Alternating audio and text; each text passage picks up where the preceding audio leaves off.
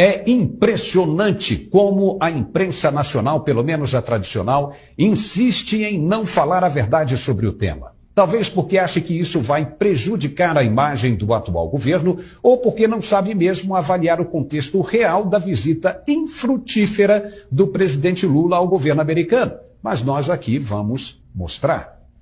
Muito se falou que Lula foi à Casa Branca para tratar de meio ambiente e conservação da Amazônia. E teve gente que acreditou nisso. Santa ingenuidade de quem engole tudo que se fala sem questionar. Ou se trata de profissionais mal preparados para a função. Se não, vejamos.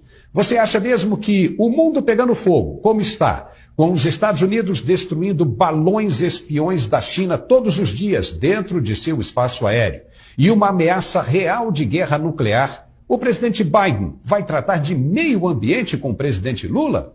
Só se ele vivesse em dois universos paralelos. Um real, do pau quebrando para todo lado, e outro de flores e retórica de oxigênio para o mundo. Claro que não. Primeiro que Lula não se encontrou com Biden por iniciativa própria. Ele foi convocado desde que foi eleito, mas se recusou a deixar o país porque ainda não tinha passaporte diplomático. E isso poderia causar algum problema para a segurança dele por causa dos processos envolvendo a refinaria de petróleo de Pasadena. Segundo, porque tinha de explicar direitinho esse negócio de criar uma moeda única para a América Latina, o que poderia causar um problema de ordem irreparável para o comércio que já existe entre os países da região em moeda americana. Além, é claro, de se justificar em época de guerra porque está recebendo navios iranianos no porto do Rio de Janeiro. Lula aceitou ir aos Estados Unidos só depois de empossado. Não teve nada de meio ambiente e nem de democracia a ser tratada.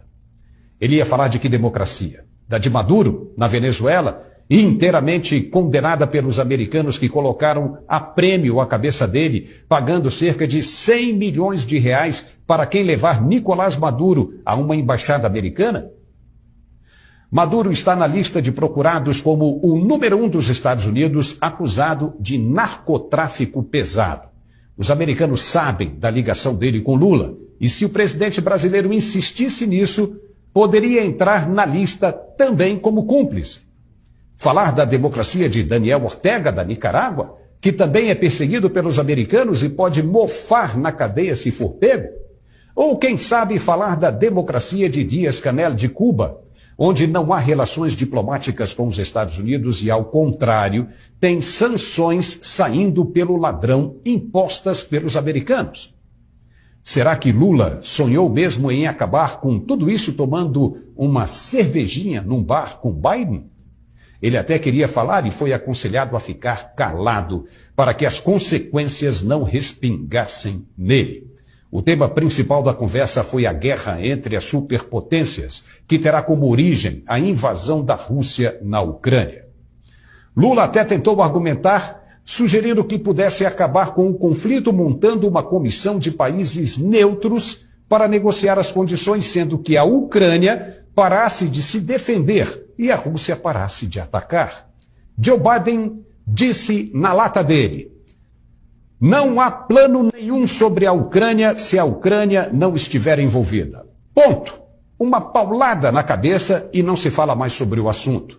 Como Lula quer que a Ucrânia pare de se defender? Se o Brasil, por exemplo, fosse atacado por alguma superpotência, no raciocínio dele, os brasileiros deveriam ficar quietos, sem se defender?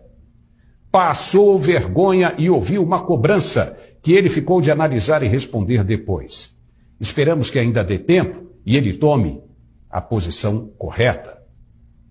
A questão que interessava mais a Biden era de que lado o Brasil vai estar em caso de guerra. O país é signatário do BRICS, o Banco de Fomento, que conta com os países de iniciais do próprio nome. Ou seja, BRICS significa Brasil, Rússia, Índia, China e África do Sul. Está aí o lado do Brasil. Biden quis saber... Quai, seu app de vídeos curtos.